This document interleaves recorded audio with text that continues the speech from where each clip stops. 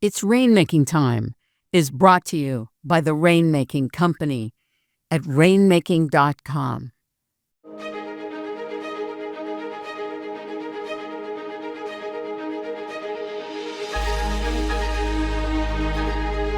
Ladies and gentlemen, welcome to It's Rainmaking Time.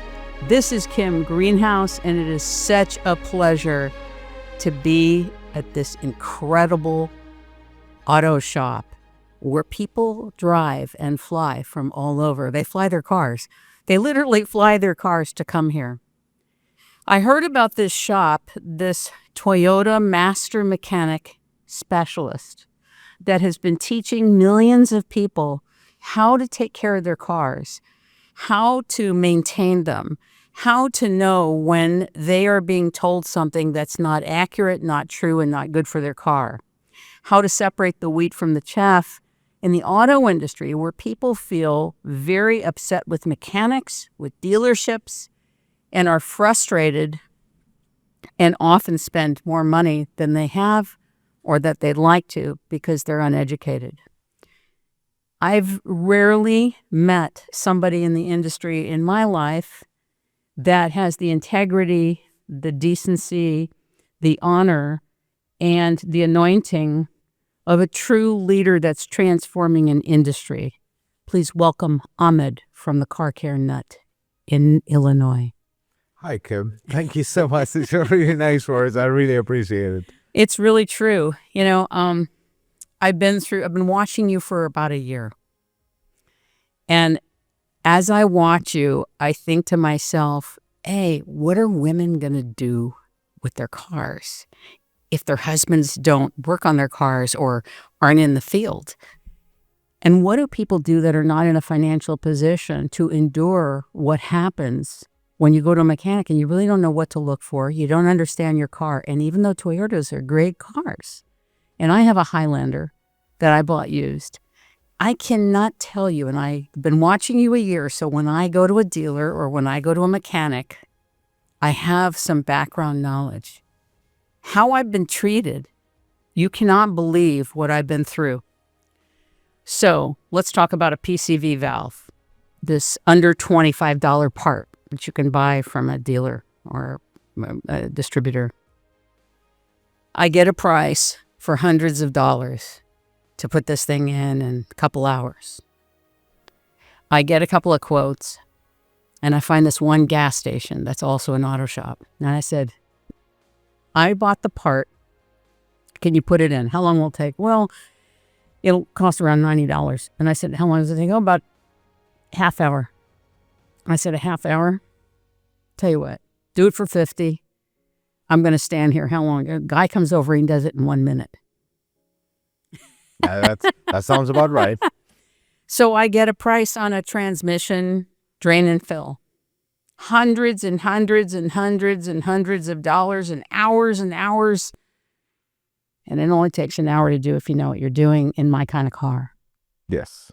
Well, for that transmission, the only thing I would delay it beyond that is waiting for it to cool down, set the level correctly. But yeah, the automotive industry is an interesting place because you have, I feel like majority of folks, and this is something that I wish everybody would know, majority of folks that work on cars, they wake up in the morning, they have families to feed, they do God's honest work for the day and go home, just like everybody else do. But you have the few that ruin it for the most. And the problem is the person that fixes your car, usually in shops and dealerships and whatnot, that is the last person that has a say in anything, because there is this hierarchy in between the customer and the person who's actually fixing the car, where they have no say in anything, absolutely no say. So when a technician or a mechanic or however you want to call them finally gets the car, sometimes they'll look at the numbers just like, what are we doing here?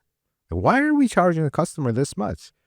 They have no say. And if they say something, they're basically be frowned upon that they are saying that. This is not your job. You just fix the car. That's happens a lot.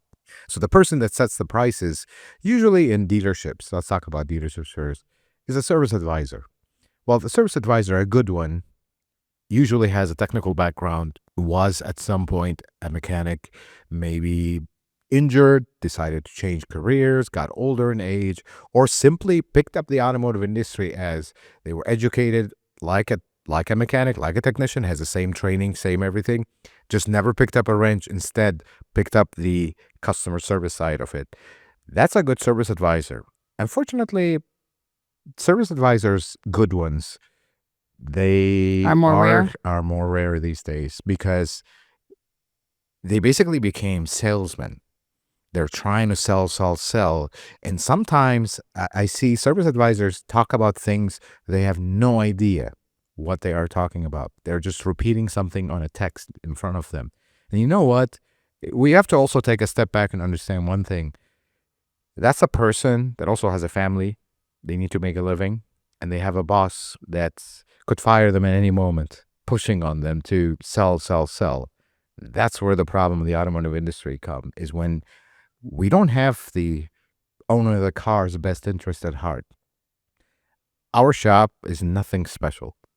We open every day like any other shop in the U.S., or actually a small shop. We come in, we do the best we can, and we go home every night. I have a very comfortable night's sleep because I have nothing on my heart. We're not perfect. We all make mistakes. I wouldn't have driven 14 hours to come to you if you weren't doing something different and special and distinguished in the industry.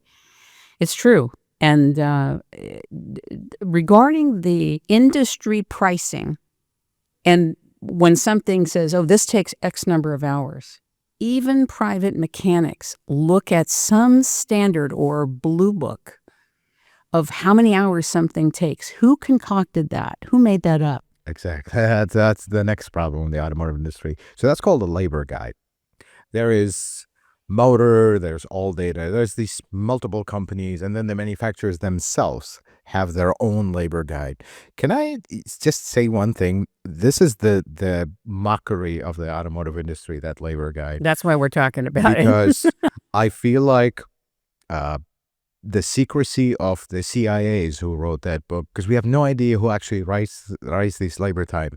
I've been in the industry for a very long time. I have no idea who writes these labor times at the manufacturer level, at Motor is what we use in the shop here for reference. In my shop, at least, I can't speak for everybody else, but in my shop, that is a reference. That is not a one set for all, because I write all my own estimates. I don't have an estimator. I don't have a service advisor. I write every single estimate that comes through the shop. I know what is involved with this job. I'll give you an example. Certain cars have a front sway bar link, which is something usually in a car is never a complicated thing to replace. That sway bar link in Motor Guide calls for 11 hours of labor. If you spend 11 hours of labor on a sway bar link, we need to have a talk. Maybe 10 talks, maybe 11 talks. maybe 11 hours worth of consultation. I mean, we charge an hour at most for a sway bar link. So when I go to write an estimate for Kim, who is someone who's very dear to my heart and I really respect and appreciate, I go write an estimate for Kim. I go to the book of potions, if you would, the Motor labor guide, and it calls for 11 hours. I am not charging 11 hours of my life dependent on it. But that's me. I know what's involved in this job. I am not charging 1 hour. I'm not charging 11. I'm charging 1 hour because that's all it takes. That's fair to me, fair to the owner of the car, and we're done. Become a service advisor or someone writing an estimate that has no idea what this job entails. They're going by the guide. Well, the guide says 11 hours. They get the estimate. The estimate is, of course, super high. I'm going to give you an example of something that you're talking about, but it's true in every single industry.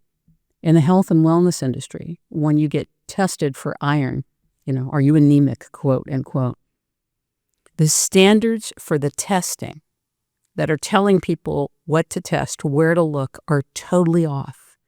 They've been wrong for over 50 years, and Morley Robbins has come up with this. So it's also true that these standards that mechanics are following all over the country, and I don't know about Europe, but even though I lived in Europe, I have no idea. but at least here in the United States, are way off. But they are the way of prospering, supposedly, for mechanics, which is fine. The issue is if the job really takes an hour or 2 hours, doctors will say, well, you come for my expertise. Whether I spend 6 minutes with you or an hour, you're there for my expertise. It doesn't matter. So there's this thing about time and expertise, and your expertise is phenomenal. Your communication skills are phenomenal, but these standards have warped. Like, I got 3 different quotes just before I got here. I was coming here, but I wanted to see what are they going to charge for a transmission fluid drain and fill. $400. $400, and we're not talking a flush. We're talking drain and fill. You know, I found out that the oil changes, that the dealership is not even using the oil that you're supposed to be using for a Toyota, that they sell in the bottles. What do you call them? In those bottles. That is astounding.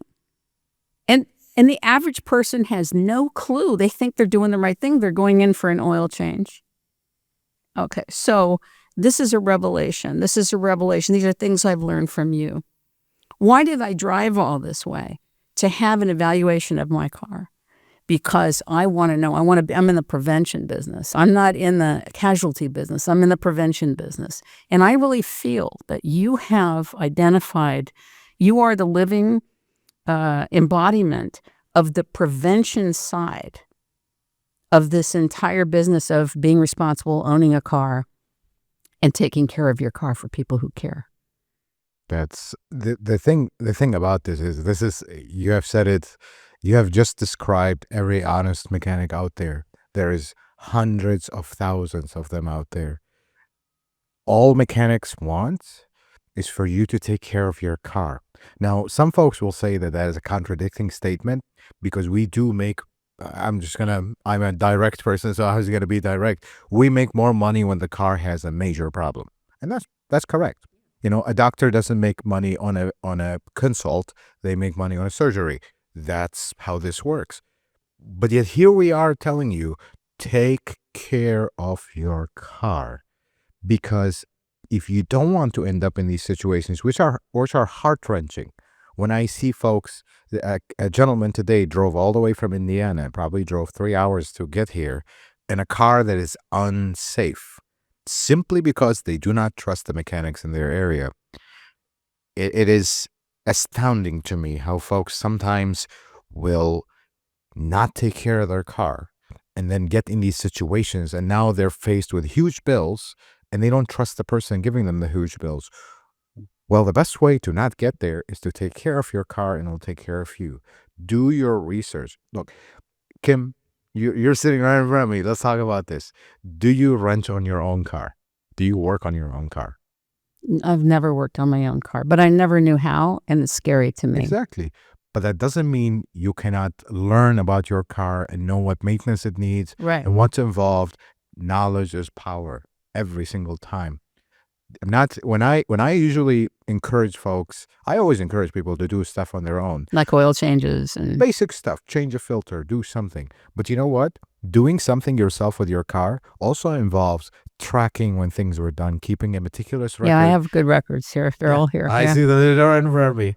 But you gotta keep a good record. You gotta be involved. Look, we all have lives, and this is the thing. When you talk to mechanics are usually car guys. And car guys live in a different planet than 99% of people. To most people, a car is a tool. I need it to work. I need it to get me to work, get me to get my kids, do my life. I don't want it to be this center of my life. It is not. And that's perfectly fine. There are stuff in my life that are not the center of my life that are very important to others. And that's how this works. Problem with that is folks don't want to be constantly involved with their car. But I say this, if every 3 to 6 months you dedicate one day, one weekend, and not the whole weekend, 2 hours of you, okay, where are we at with maintenance? Let's look through the owner's guide. Let's research a little bit. Let's understand what's coming. Where are we at? Where are we at? Where are we at today? And what's coming? That goes a very long way. The owner's guide, though, like for somebody like me, let's just take take somebody like me who has kept the car up very well, but is now scared of the dealership. And there's things on there that, and then one thinks as a consumer, if I don't take it to the dealership, will any of the other mechanics, since they work on all kinds of cars, understand this car? Do you see what I'm saying? No, talk about that. That's a fair question, right? It is. I feel like sometimes consumers find themselves rock in a hard place type situation where, okay, you take it to the dealership, you're assuming that they are the specialists of this brand. Yes. And that is a correct assumption because that's all they work on. They're factory trained. They have all access to every single thing that is related to the manufacturer. But the problem is it is not a perfect theory because the dealership is only as good as how the management wants the dealership to run, True. how good the service manager is, how good the department is run, and then ultimately, how good are the mechanics they have? Because dealerships usually, you'll have 20 mechanics. Not all of them are good. You'll have 1 or 2, 3. Lucky if you have 5. The rest of them, not that they're not good, but they're not as skilled, not as experienced, and that's perfectly fine because you don't need a full-fledged master technician, fully decorated, to do an oil change. That's the God honest truth. Now, it would be ideal to, similar to, let's talk about the medical field for a second. Does your surgeon take your blood sample to send it to the lab? No. Wouldn't you love for that to happen? Of course. But that's not realistic because certain folks have certain skill levels, and that skill level is what you see at the dealership. Problem is when some dealerships, I have to be honest, not all dealerships, some dealerships, they'll drive the experienced guys out the door with their ways, methods, bad pay, bad treatment, whatever. And now all they got left with is junior technicians. And then they start expecting junior technicians to figure things out on their own. Otherwise, your job is on the line. And they start the pressure. But for you as a consumer looking from the outside, how do you know which one is which? It's impossible to know. It's hard to know. When you start working there, it'll take you a few months to figure that out. It's impossible to know. That's on the dealership side. You're expecting them to be the experts. Not always. At my shop, and many other independent shops that are not affiliated with the manufacturer, sometimes we get stuff from the dealerships that I just look at it as like, you guys are supposed to be the specialists. This is work of someone that should not be working on cars. Or how could you not figure this out? Things happen, I get it, but when I see it over and over and over, it starts to get concerning. That's on the dealership side. Now we go into the independent side. Most independent shops, they work on everything. You know what the saying is, and I hope this doesn't offend folks. What? You are an expert at everything, master of Nothing. none. Because it's just not feasible for you to be an expert at one brand because you work on everything. You have to know a lot about everything, and it's just not feasible to know everything. This is the dilemma for consumers and drivers. And I see this from independent shops. You take your car there, regular maintenance, even light repairs, everything is great. The minute there's something serious, good shops will draw the line. Hey, this is outside of our comfort level. This is not something we're very experienced with. We prefer you either take it to a dealership, take it to someone who specializes in these cars. That's the best outcome. You know what? If a shop tells you that ever, you shake their hand, look them in the eye and tell them, you will never lose me as a customer. I really appreciate it because that's honest. It's kind of like when you go to a family doctor and you're asking them to operate. They're like, can they operate? Yes. Do they feel comfortable doing it? Probably not. And it's not a wise decision to do that. It's the same thing. But the problem is when you go to an independent shop, and this is what we see all the time. Independent shops, they have a thing with dealerships. They almost feel like they compete. There's no competition. They're not in the same realm. Dealerships have their clients. Independent shops have their clients, and that's two different worlds. They like to play the hero. And the way they play the hero is they get an estimate from a dealership. Like customer brings the car. Hey, the dealership gave me this. That's what happened with me. What can you do? Their focus is how do we have this estimate, not how do we fix the car right. Because you know what? The dealership is not this big evil thing. Sometimes, and actually a lot of times, they are correct. Their prices are higher. Obviously, the labor rate is higher. They use original parts. So it is very typical for consumers to do this. They'll go to a dealership. Okay, this job costs this much. Let's say $300. You go to an independent shop across the street. Oh, I can do this for $120. Folks automatically assume that the dealership is ripping them off, but they never look at the fine print. They never look at the fact that sometimes the dealership labor rate is higher than independent shop, and sometimes double, depends on the area you're in. And then they never look at the fact that the dealership is using original parts and the other shop is using aftermarket and a horrible quality. Right. So the real comparison comes in when you have a fully itemized estimate. This is one of the things I say all the time. If you don't want to get taken advantage of in the automotive industry, get an itemized estimate. I want to see how much is labor, not hours, number, dollar. Right. How much is labor? How much is each part, and what's the name of that part? And what are the taxes? Breakdown. Because that's how you really are able to see who's doing what. You go to a dealership, they're charging you an hour at $210. You go to an independent shop, well, they decide to charge $100 an hour. Well, there you go. There's a $100 difference plus. Then the parts. Well, the dealership part is $220. Independent shop, they're charging you $50 for the part. But it's aftermarket. But now we just kind of put the dealership on the bed. Oh, they're trying to rob me. Let's go with the independent shop because they're honest people. I'm not saying they're not, but that's the comparison. But when that part fails after 2 months, is there a follow-up to that story? No, there is not. That's usually the problem. We're going to go to a quick break, and we'll be right back with the car care nut.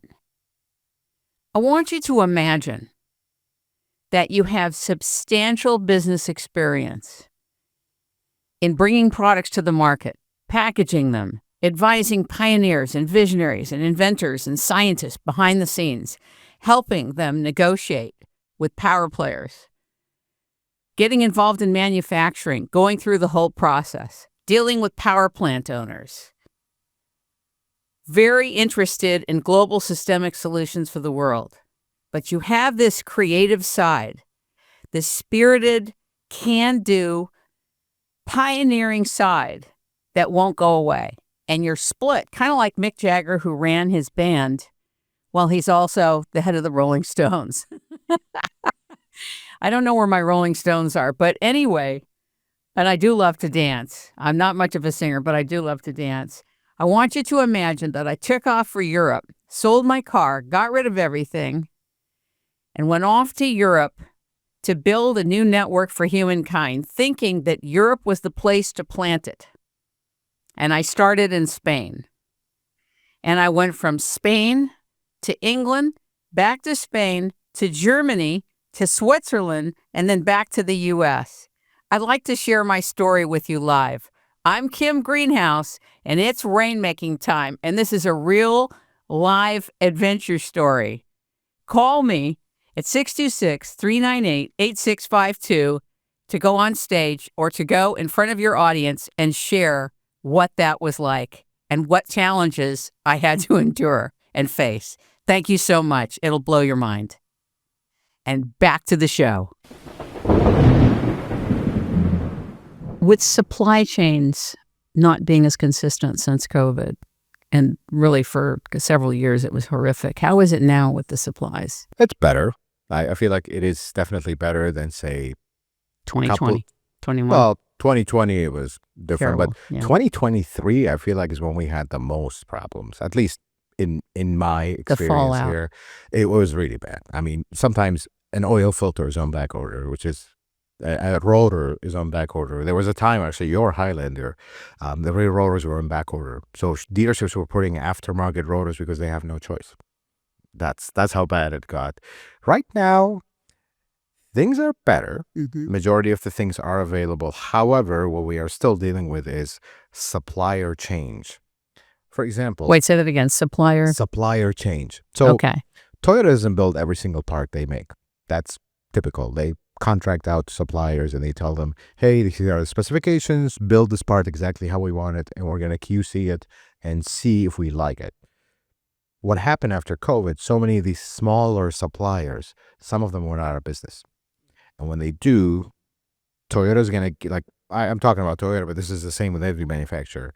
They're going to gauge the interest and see, do we go out of our way to find another supplier and start the whole process, which is a very long, drawn out process of restarting production of this part? Do we even have the demand to justify all this cost and effort? If they don't, they're going to immediately discontinue that part. If they do, it's going to be a while. And the problem is, if this is a part that's in high demand, which is usually one of the reasons why they continue making it, all of a sudden, by the time they get the original blueprints, contact the find suppliers, make bids, and all this mess, it's months before you know it. And now the demand for this part is just piling up. All of a sudden, you have 4,000 or 5,000 on back order. Back order is called with no ETA. Oh my Flat God. out, where it could be a month, could be 6 months, could be a year, could be never. If they never find a supplier that they like, at some point things time out and they're like, sorry, this part's discontinued, and you waited for it for a year and a half. So we had a problem with, and I'll give you an exact example, a 2007 Toyota Tundra brake booster. Actually, is a common problem with these. The master cylinder leaks into them and they go out. Well, typically this is a very common part. This is a very rare item part, especially when they get older. We had a gentleman that parked his truck on his driveway with no brakes 9 months until the part came in. That was one of those Oh parts. my God. Currently, as of today, if you own, say, 2007, 2009, or 10 Toyota Sienna and you need a rack and pinion, yeah, good luck. Because it is the same deal. They changed supplier and it has been very scarce. Like, I have a car right here waiting for a rack and pinion. We ordered that part, I want to say 5 months ago. Still nothing. Not even an ETA. Not even, hey, maybe we'll get it this date range. Nothing. And then the date ranges, when they give you a date range. Okay, well, here's the ETA for this part, say October 1st to October 15th. I can live with that. Then on October 20th, they will tell you, well, now it's December 10th to December 15th. And then in January 5th, they'll tell you, now it's April. And I'll just keep going and going. So sometimes I don't even know what to tell the customers. It's like, I stopped giving them ETAs, but it's like, parts on back order, unknown when it's going to be here, because I don't trust the dates they give you, because they also have no control over it. So what do you do with your customers in that position? In the meantime, they still need to drive your car, right? So we've come up with multiple solutions. It depends on the severity of the issue. The case of the customer of the brakes, we actually ended up getting him a used part, install it with the understanding this is a temporary part. We're going to go with it until the new one arrives, just to get them going. If something not severe or something non-essential, for example, a radio that doesn't work or a little sensor that doesn't really affect the way the car runs or the emissions, or something cosmetic or something of that nature, something that is non-essential to safety and operation of the vehicle, we usually tell them, let's just wait for it and see what happens. If it is, we've used parts. We've used, my least favorite thing is aftermarket parts, temporary, like we've had But that's out of axles. necessity, just to keep, If the axles, we had an axle on Camry that was broken. The axles on back, or that one actually took 8 months to arrive. So we ended up putting an aftermarket one, told the customer, hey, is there a temporary one so you can drive? When the original one arrives, we'll switch it out.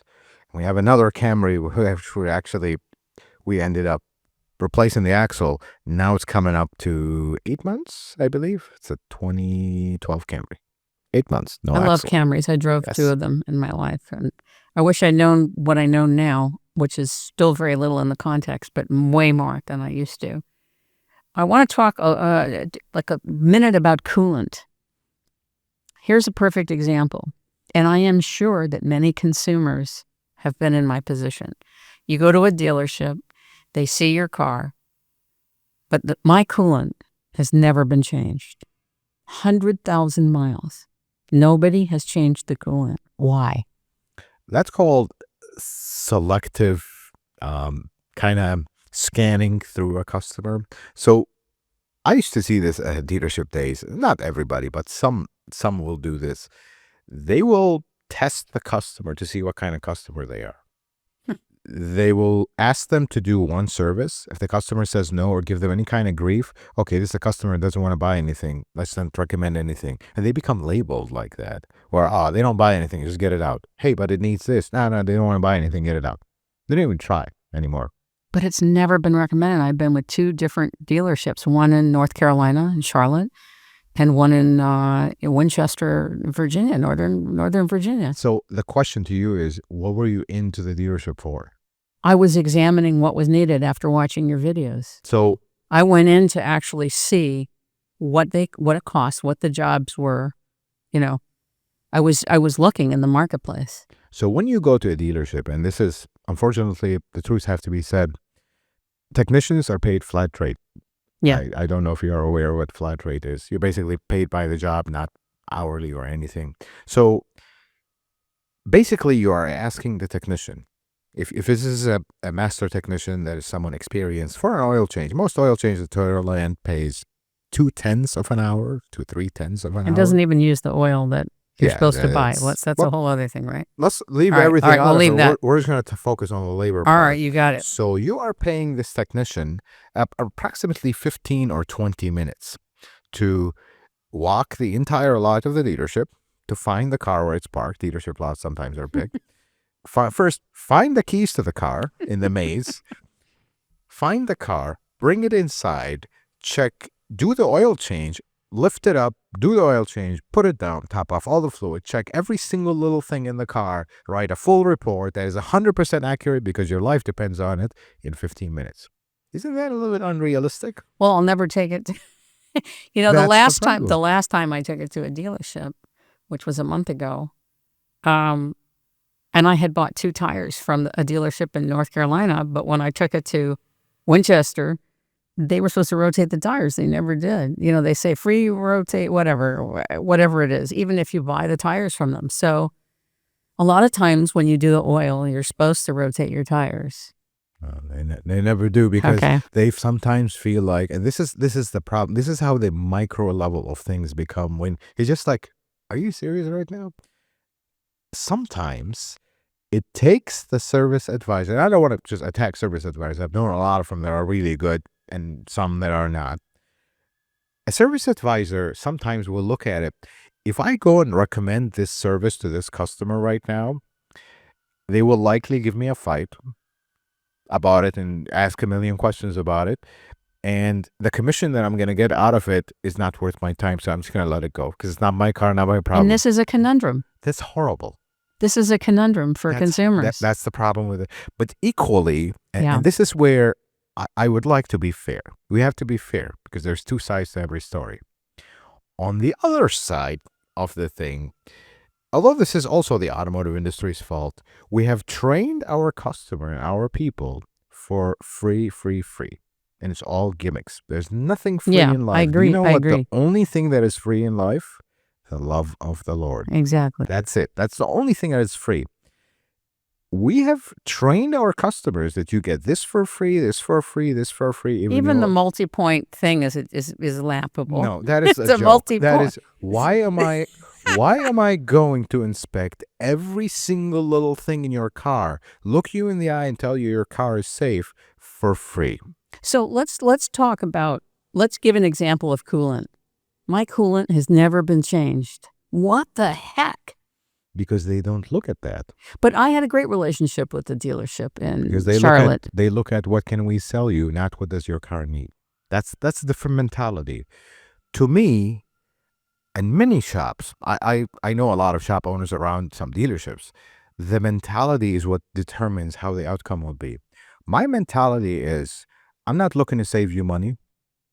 I'm not looking to look like the hero. I'm just going to look at your car. What does it need and what does it not need? Because it is not my job to figure out how you're going to pay for the repairs to your car. Exactly. My job is to tell you exactly what the car needs. And is it in cases where it's like something severe or large, I'll give you a recommendation of, I highly recommend you consider potentially going the other way with this car and not fixing it because things are mounted, and I see in the future potentially things will go south. That's my job. When we start picking and choosing what to do is when the problems start. Agreed. Agreed. That was a good distinction that you made about you're looking at what's needed. Whatever it is, I always tell my customers this: if your car needs $20,000 worth of work, I will flat out say it without any hesitation, without any fear, because that's what your car needs. If your engine is blown and it's a $20,000 engine, I will look you in the eye, very calm, and I'll sleep like a baby at night. Your car needs $20,000 worth of repair. But you know what? If your car does not need a penny of something, then it doesn't need it. You're one of the very few people in the industry that I've met that will do a session where you will evaluate what's happening with the car and spend the time to look at what's needed. I don't know of people that do that. What's needed? How do you do that? You look in the trunk, not the front. You look in the front of the car and underneath the car. So we evaluate What is the that car about in when you do? multiple. First, what really helps, and I'll be honest, we specialize in one brand, so we know these cars in and out. I know what's normal about the noises it makes, what's not normal. Because sometimes folks will have concerns about specific things that are normal characteristic of this car. That's one thing. The second thing is, I started all my inspections mechanical with the focus on things in order. Is this car safe? Is this car reliable? Lastly, is this car comfortable? Because these are very important things that we go in this order. Because if your car has a little rattle that's annoying, but it's not a safety concern, you need to know that. Because you spending $400 or $500 to fix a noise that is not a safety concern is simply a nuisance. Right. Could mean you making that payment on the mortgage or not. That's the important part. The automotive industry has gotten so much into that we scare people into everything, and folks are not really into their cars, so they just get scared and they end up doing it. And then later on, they do the research and find out, well, that was actually not a safety concern. We could have postponed that. This is very important. I want to make sure every single car that we inspect, that you are paying for an inspection, the car is safe, the car is reliable, then the car is comfortable. Because as the cars get older and the bills start racking up, comfort becomes second priority.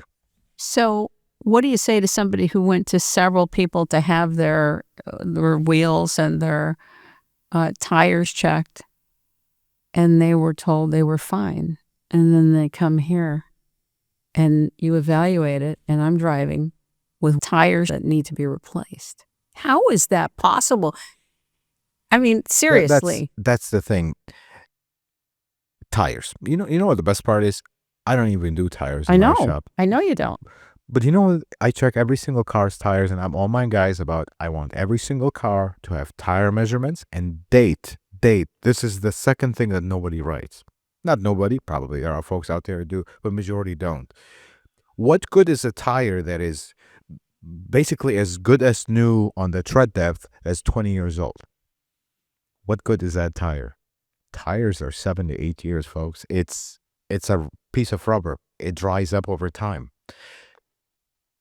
Tires, in my opinion, that's why I don't sell tires. But again, I'm not about selling. I'm about what does your car needs and what makes you safe and your family.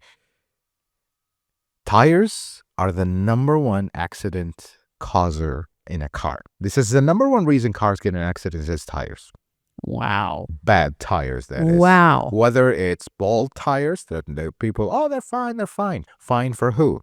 Fine for you as a person, not caring about the safety of yourself and family and the people around you, or fine for this customer that's entrusting you as a professional to know for a fact. Sometimes mechanics are afraid to say things because they feel like, oh, if I tell them it needs tires, they have to spend money. That's on my conscience. No, you know what's on your conscience? When this car gets in an accident and people get hurt, that's on your conscience. I'm just absolutely stupefied.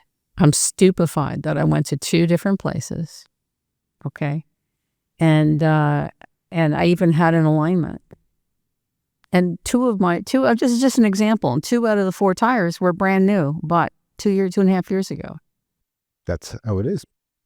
You have to tell things as they are. I don't sugarcoat things. Yeah. This is a lot of shops. You'll drive by some shops that have no cars outside, an empty base, and dealerships. Then you drive by this one place that is like, gotta wait months to come in, and they're packed.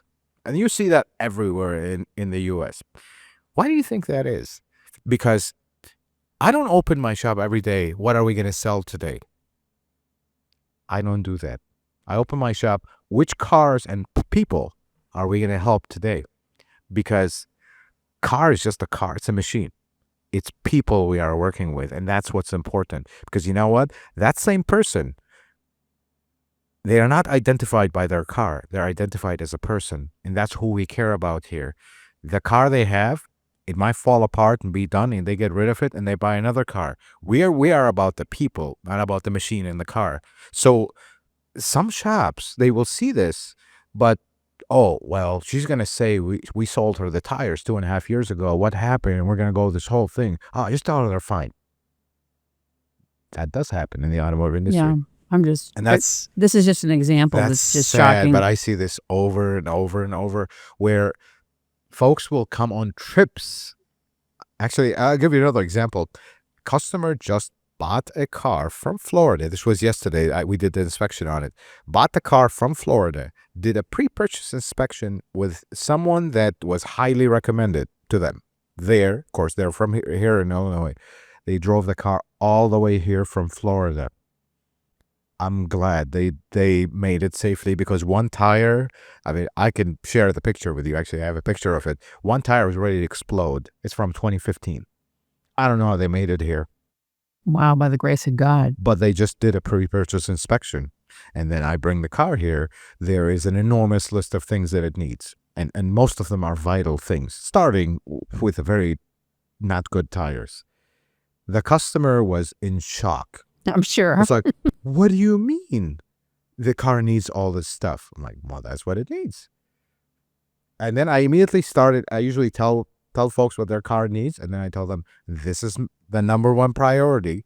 This is number 2 priority. This is number 3 priority, because, you maybe will do it in stages. He's like, but they told us the car was fine. See, that's exact word. The car was fine.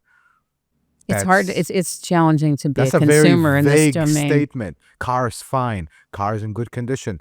Here's where the brakes are at. They are good. Here's where the tires are at. They are good. Here's the date on the tires. Here's where everything else is at. Here's the brake fluid test. Here's where you are with maintenance. But saying a car is fine is a blanket statement. And I asked them, like, where's the inspection report? Well, there was none. That's usually the biggest red flag. So what did we inspect? Nothing. We took the car for around the block, and some bad cars, usually, I call them dealership sparkle. Cars that look amazing inside and out. They drive beautiful. Then we put them on the lift. It's like, yeah, thanks to the zip ties and glue that they're holding them together. That's the problem. And this was the perfect example of that. This was the perfect example. This thing was just hemorrhaging oil everywhere. Oh my God. And then the suspension was completely falling apart. And the thing, yeah, they actually at the end decided, and I tried to portray that image to them. I don't think you bought a good car. So maybe you cut your losses and don't get attached to something that is not good my God. from the get-go. Those poor people. Don't put $1 in it. We're going to go to a quick break, and we'll be right back with the car care nut. A person's voice represents their energy, their vital energy. You can feel their spirit. You can feel either trustfulness, authority, honor. You can feel a lot of things: love, warmth, coldness, distance. And this is communicated all the time without the person who's communicating knowing that it's being communicated. So when you present a project, a podcast, an audiobook, and the content and the voice is dissimilar, you have what's called a discordant communication.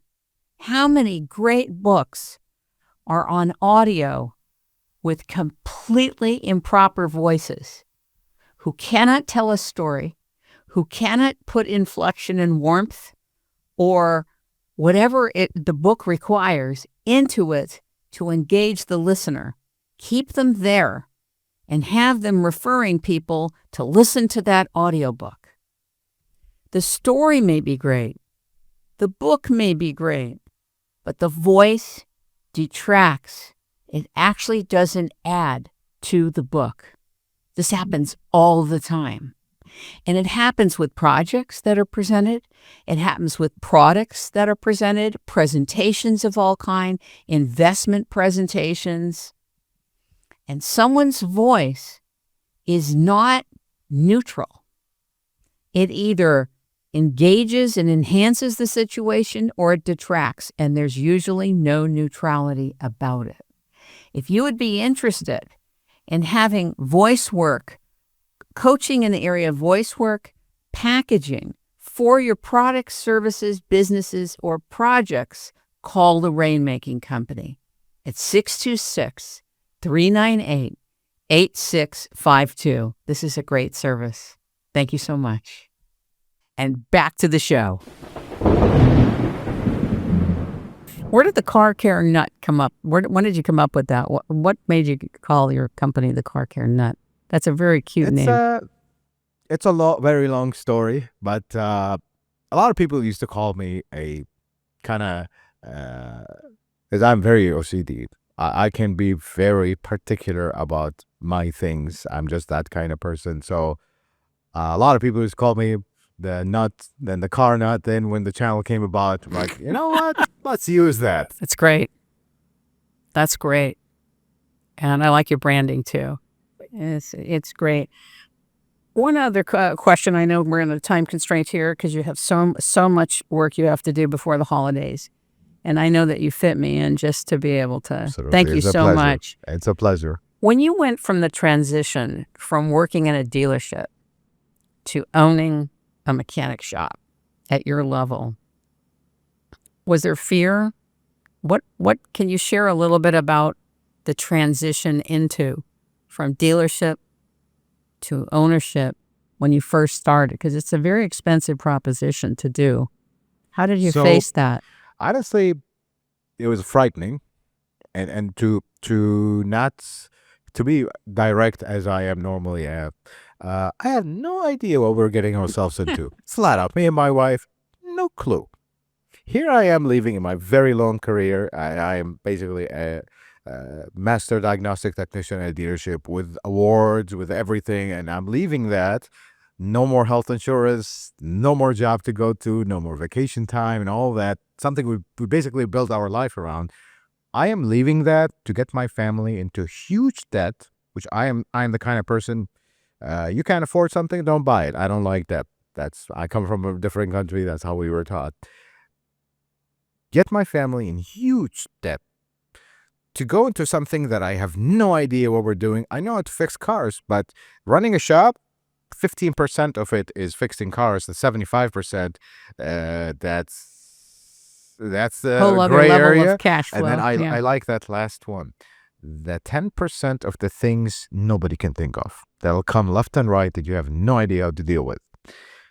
We go into all that, and I remember this. We are counting 100% on, hopefully, we have somewhat of a reputation that will do something, that folks will actually trust us with their car to work on them. I have no idea. We spent all this money and we did all this effort, and I left my job before we opened the shop. And that day, I'm just going to give you a brief thing of that day that we opened the scheduler. So shop was going to open next week. We decided, you know what? We're not going to just open the shop and look at the walls. We need to open a scheduling system before the shop opens. So if there's interest, folks can call in ahead of time and schedule their appointment. We had 3 appointments before we even opened the scheduler.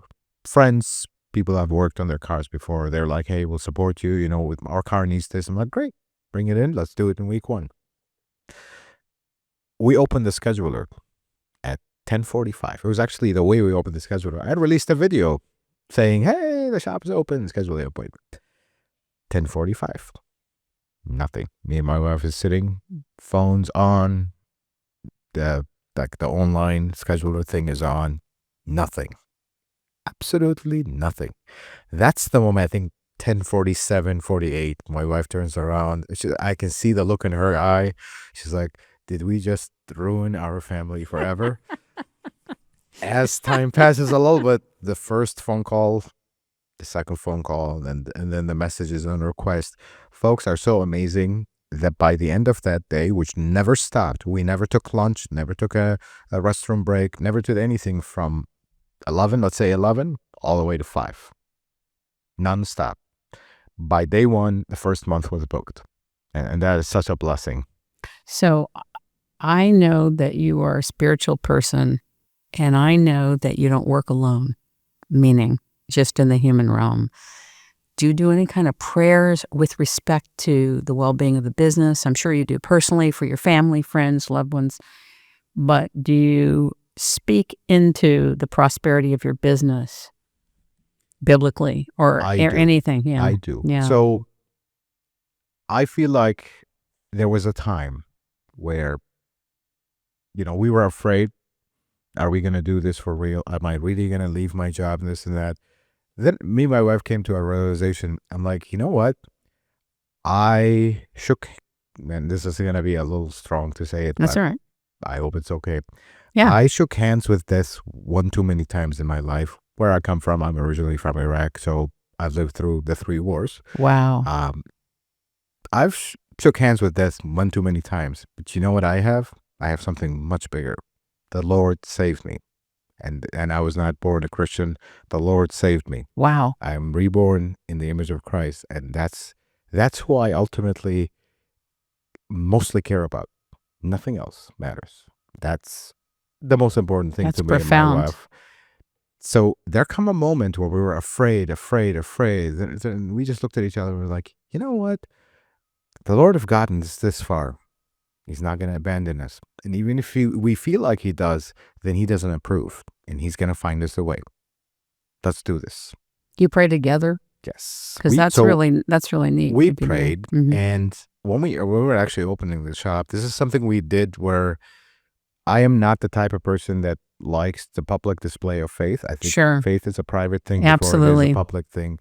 But we wanted to do that in a way that was, we know it's there, that we dedicated the shop to the Lord, but it's not public and just intrusive. We respect other folks' faith.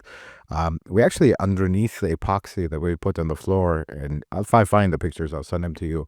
We wrote a lot of Bible verses, asked the Lord to bless this place, and we always do this in our life, but we promise that this business will, his image will shine through it. And that's what we wanted to do from day one.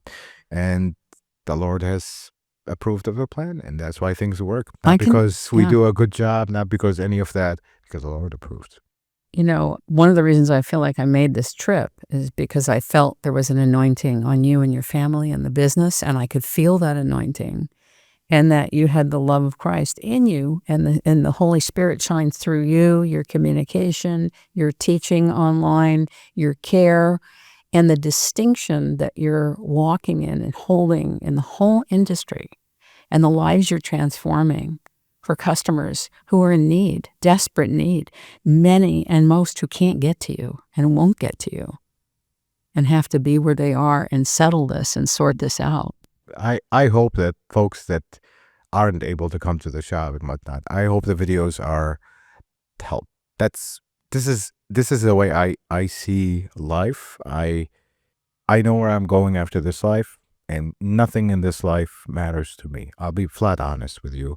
I know where my heart is at. I care for my family, and I do what makes Christ proud. That's always been my case since I was saved. I'm not perfect. That's why I need Christ. Always make mistakes. We all do. And that's the beauty of being a human. But I come in my shop every day. I do what I love. You gotta love what you do. Because if you don't, it's gonna be a chore. Of course, even when you love what you do, there are gonna be challenges. Tell me about it. I come from nothing, flat out. There's no other way to describe it. I don't come from a wealthy family. I don't come from some say wealthy country. I don't know why they say that, but I come from a very different background than most. And I fully understand that. We immigrated to this country, me and my wife, for our kids. Um, Once you've been below zero, I suppose, Hmm. because immigrating to the U.S. is a very difficult thing For to do. sure. You feel like you're not starting at zero; you're starting below zero. Um, Once you've done that, I feel like you grow the type of thick skin that if you kind of dedicate that to the right thing, you're gonna usually go far. Because I work, some folks may not realize this. I actually work too much, a little bit too I much. knew that. Yeah. I knew that coming I here. may put 14 to 16 hours a day on a daily basis, sometimes 6 days a week. And even when I'm on my day off, as soon as my kids go to bed at night, I sometimes stay very late. 3 hours sleep days, that's the norm. And luckily, lately, I've been trying to maintain a 5, 6 hour sleep, but it takes a lot to run things the way we do at the shop because when we started, we had no clue what we are doing flat out. I know how to fix cars. I don't know how to run a business. I'm just a mechanic. My wife, she has a background in hospitality, but she's been a stay-at-home mom for a while. She raised my kids. I'm so proud of her for that. That's the most difficult job in my book. We had no idea what we're getting ourselves into. Sorry, I'm going back No, this is great. This is to the beautiful. shop, This is but we beautiful. trusted the Lord. You know what? You've gotten us out of below zero. We trusted in you. We followed your word. We did the best that we can, and you've gotten us this far. We're gonna trust you once more. If this is what you planned for us, is gonna work, and everything will go, and that's what happened. And I feel like every day the challenge gets bigger and bigger. My biggest challenge at the moment is I'm not only responsible for my family, I'm responsible for other people that work here. Yeah. Are they Huge, going to huge have accountability. paycheck tomorrow? Are they safe? Are they well? There's a lot of that, and now that responsibility, it is heavy, but uh, I just wake up and do the best that I can every day, and I think that has worked. We're not perfect. Not the shop is not going to work for everybody. Some folks have negative feedback about our shop. Of course, we're humans. We can't be perfect. We never will be. But it's been quite a journey with this shop. I'll be honest. It's a lot of work. Sometimes it gets pretty overwhelming. But some folks have always say never change, don't change. But at the same time, they ask, why don't you expand? Why don't you open shops in other places? See, that's exactly when things go south. If you have something good, don't get greedy. Just keep it. Keep doing what you do, and life is good. Because the minute you expand too much, And too fast. Right. that's when things go south. That's when you do not have the systems in place to ensure that we stay within the same consistency of quality. You start all of a sudden, you get a giant building, and I have awesome technicians that work here. You expand the building, get 15 more. How are you going to get to know them? How are you going to keep track of their quality? Now, 5 technicians that I have today, I trust them blindly because we have known each other. We have broken bread together. We have known each other for a long time. I hire 15 new guys. They could be the best guys in the world, but how do I know that? And how do I face my customer, shake their hand, tell them everything is good? Mm-hmm. Can't do that. That's why you can't expand too fast. And this is the automotive industry favorite thing to do. As soon as we see success, let's expand and triple it. No, don't triple it. Why get greedy? Greed is ultimately what destroys the automotive industry. And this is something I am not a greedy person. I come from a very basic background. So I'm not about flashy things and this and that. I just want my kids to go to college. I just want my kids to do better than me and their mom. Have it a little bit easier, maybe go further than us. That's all I care about. So I don't see our shop honestly expanding. I mean, I'm battling this. Like we're renting the place we're in. I maybe at some point will try to buy a piece of land and build a similar size shop. I don't want to expand it further because that is how do we make more? Well, why do you need to make more? It's the transfer of systems too, and the consciousness of the way you do and run the business, and the duplication of your stewardship and leadership in it. But you got to go by your instinct of To what's me, the right thing. I don't You're want to already expand. overworked, right? Exactly. And to maintain this quality, we cannot expand further, and that's okay. Do you see a day where you'll have more time with your family, independent of being here at the shop? I try my best with my Yeah, family. I'll be honest, sometimes I feel like I could spend more time with them, and that hurts. But at the same time, you have to understand that I come from a very different background. yeah, To me, dad provides, mom takes care of the family. yeah. That's a very old school method, and some folks Since will the world, see it in a different way. And you yeah. know what? To each their own, and love and respect for everybody's vision. That's, but to me, dad provides. Dad gets things done. That's how I was raised. That's how my parents were. That's how my grandparents were, and that's how I am. Do you have family from Iraq here with you? Yes, my Oh, brother that's and my good. mom is actually here. My father unfortunately passed away a few years ago. Incidentally, week one of the shop opening, my father passed away. I Wow. had to shut down for a week and travel back home. That was Ah, interesting, but when the Lord calls, the Lord calls. There's no waiting. So, sorry, this is that's okay. gathering my thoughts. Take Um, your time. sorry, as soon as I say my dad, it's just It's okay. chain of thoughts go away. Sorry. I'm sure he's so proud of you from heaven. He is. Sorry, I'm gonna go back to start. Oh, Ready? no All right. problem. So spending more time with the family is a goal. We try to go on vacations. We try to go there. I try to involve them in the business. My wife is actually always here as well. We both work too much. She's lovely, and Yes, Maddie's thank you so lovely as much. well. Thank you. Your team is great. So my daughter is actually, one of them is starting to drive. She just turned 16 yesterday. Oh my God. She's gonna get her license hopefully on the 28th. She has big plans. And I already built a car for her. That's gonna be gift for her. It's a car that I built almost from Oh the my ground up God. for her. So I wanted to give her something special. If I just go and buy a car, yeah, she will be very grateful for it. But now I want her to know that this car, I built it for her. It's very different, when you have your energy on something and you're building something or making something with love. It's vibrationally Different. very different. It is Very different. different. I interviewed a born-again Christian minister, and years ago, his name was David Vancouvering, and he had like 500 patents. He was also a physicist, and he invented the Vancouvering patent. And he did a whole talk about how when you put your love and energy and consciousness into matter, it changes that matter. And it's It a real does. thing. It does.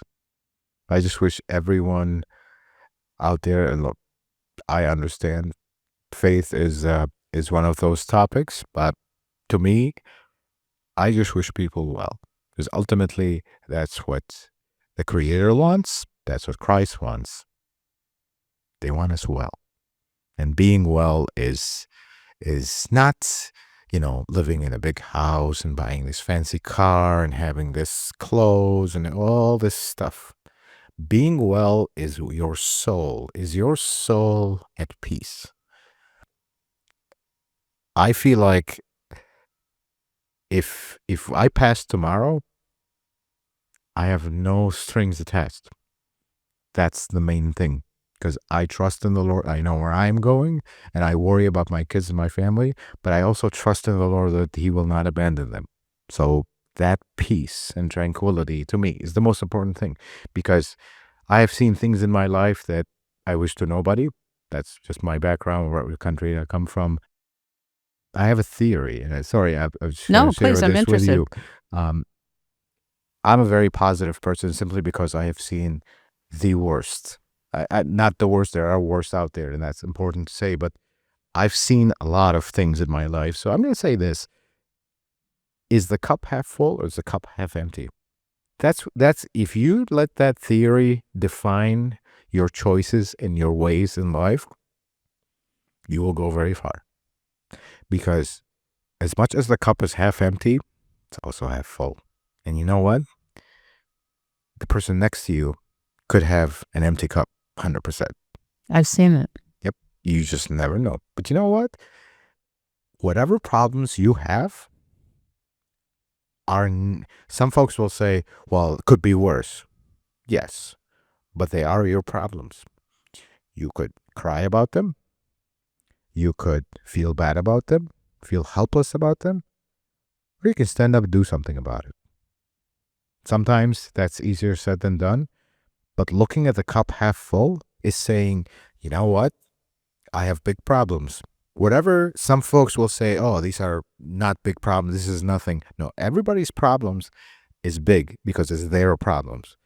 You look at that problem and say, you know what? I got a problem. Let's accept it. Let's work on it. Let's fix it.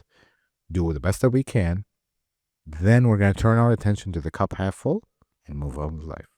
Because at the same time that no matter how big the problem is, there is worse, but it could also be better. And that's always have a positive outlook to things, and things will go. You have a negative outlook to things will tend to be that way. And I've applied that theory in my life before knowing Christ, and especially more after knowing Christ, simply because no matter how bad things are, I know where I am going, and I know who I belong to. And that, to me, is more important than everything else. That gives you eternal tranquility in your heart.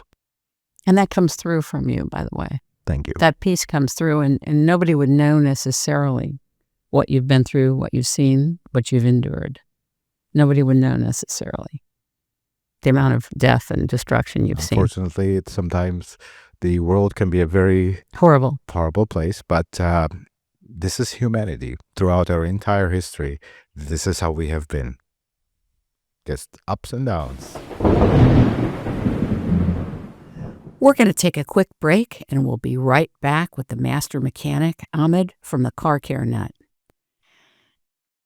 I don't know how many of you are sitting on incredible stories, unusual experiences, disheartening experiences, touching experiences, and they're sitting inside you, but you haven't shared them yet. Have you ever thought of leaving these stories with your family members? Have you ever thought of actually having them brought out of you? Well, this is a new service that It's Rainmaking Time is doing. And while it's easy to record something, the art of interviewing is bringing out that person, their stories, their magic, their treasures. Everybody, whether you're known or not, has incredible stories that they're sitting on. If you would be interested in having me work with you to bring out your story, please call 626-398-8652, and we will set this up. This does not have to be public. This is for your personal ownership and something you may want to pass on to your family. It's not just about being recorded. It's about who brings out the magic in your life and the excitement and the unusual experiences you've had in your life. And back to the show.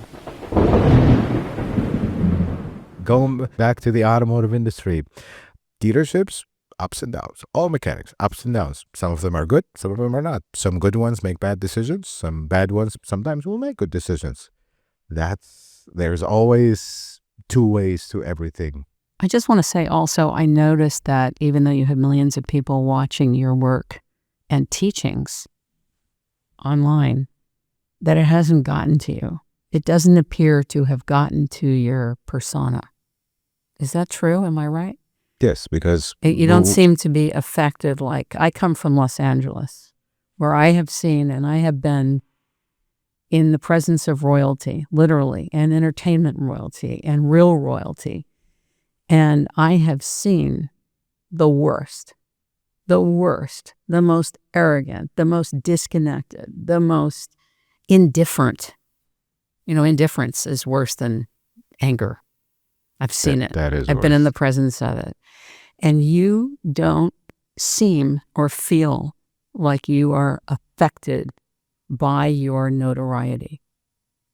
You have a benevolent following of people that love you and respect you and appreciate you. That's phenomenal. I love them more because you know what? This is the way I see it. I'm just a guy. I'm a believer in Christ. I'm a husband. I'm a father. I'm just a guy. Here's the theory. The faster you go up, The faster you the can come faster down. you come down. But when you go up and you stay on the ground, and everyone is trying to lift you very fast, but you put your feet firm on the ground, you're not going to fall. And ultimately, we are all the same. This is this whole thing with social media, and this is famous, and this guy is known, and on notoriety and everything, and how it gets to people is when they lose their ground. You have to stay grounded, because you know what? It's easy for people to be Just lose their grounding. Just be yourself. I talk to everyone the same way, because in the end, I'm just a guy that fixes cars. I'm not perfect. I make mistakes. I never claim to be perfection, because you know what? He is one that is perfect, not me. I'd rather focus my energy on him than me, because me doesn't exist when I follow Christ. That's the most important thing in my life, and that's the only thing that is important in my life. So the whole notoriety thing, I don't do this for that. I do this to help folks. And folks have been so generous, so appreciative, and I really appreciate that. But in the end, I want to help folks. I learned stuff in my life, and sometimes I got points in my life where I really needed help and someone wouldn't, just because they don't want to. And they can very easily. So it's something, when the channel first took off, I actually had no idea that it was going to work. I just said, well, I'll put the information. If it helps 2 people, that's perfect. It helped a lot of folks. And I'm so privileged by that. It is the way, again, we look at things in a different way. Most folks look at, oh, I am famous. I am this important figure that I sit on this pedestal. Who put you there? That's the number one question. And what do you have that others don't? Nothing. Everybody's special in their own way. I just don't like this whole notoriety thing, because you stay on the ground. When you're on the ground and your ground is a firm foundation of the Lord, you're not falling anywhere. That's beautiful. That's more Very important beautiful. to me than anything else. That's Very why. beautiful. Gotta stay humble, because I'm just a guy. In the end, the most famous actors and actors famous, God bless them, they're very talented, but we talk about a little bit more the biggest inventors in the world and people that have contributed so much to society, great leaders, everybody. In the end, he's just a guy and she's just a gal. Yeah. We're all born the same way, and we all join the Lord one day. No difference. Gotta stay humble. That's very important. I really appreciate you taking the time that you didn't really have to sit with me and to be on It's Rainmaking Time. It means a lot to me, and I'm so glad that I could join the car care nutness or nuttiness. Thank you so and much. that it takes a nut to have traveled across the country to come here, but I'm so glad, and thank you for your contribution and your distinction and what you're doing for people across the world. Oh, I God bless appreciate you. it. Thank you so much. Thank It's you. Kim. rainmaking time. Yes. Let's hear you say that. It's rainmaking time. It's rainmaking time. There you go. I got to practice that 2-3 times. It's rainmaking time. It is rainmaking time. There you go. And we thank you so much for being here. If you've enjoyed this show with the Car Care Nut and would like to hear other intimate and informative interviews and conversations with leaders in all different industries and areas from around the world, go to itsrainmakingtime.com. We really appreciate it, with the massive censorship complex that's in place and has been in place for the last 10 years, that you like, share, subscribe, and donate to It's Rainmaking Time. We're planning to go every week, and for those of you that are interested, we could really use your help. Thank you so much. It's rainmaking time.